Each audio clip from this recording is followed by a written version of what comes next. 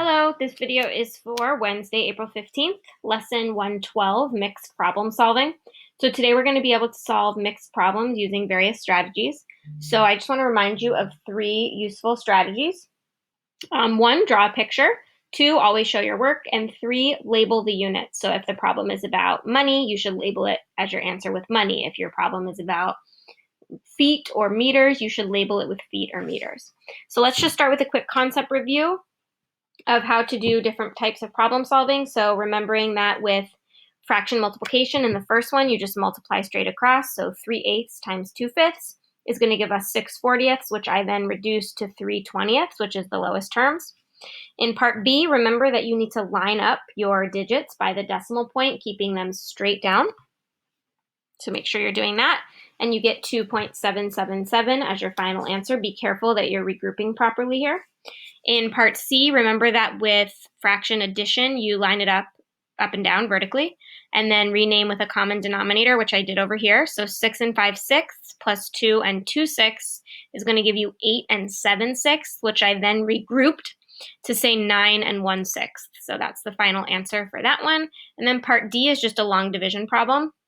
3,422 divided by 58 should give you 59. So we're going to just look at problems kind of mixed up together. We're sort of getting towards the end of this review unit, so you should be getting good at solving these types of problems.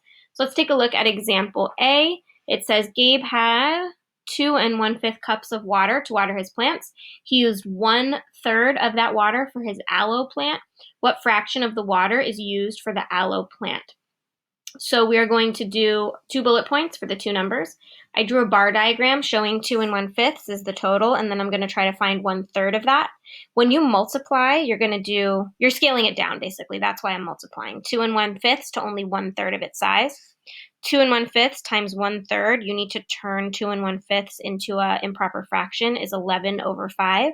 And then 11/5 times 1/3 should give you 11/15 as your total. Example B, Mr. Riley baked 1,692 chocolate chip cookies. He sold them in boxes of 36 cookies each. And how much money did he collect if he sold them all at $8 per box? So three numbers, 3 bullet points. Notice we've got cookies, and money. So we're dealing with some money here. So I divided my workspace to boxes on one side and money on the other side. So to find the number of boxes, you have to divide 1,692 divided by 36, which should give you an answer of 47 boxes. But this is not the last step. Once you figure out that there are 47 boxes, you need to multiply that times $8 per box.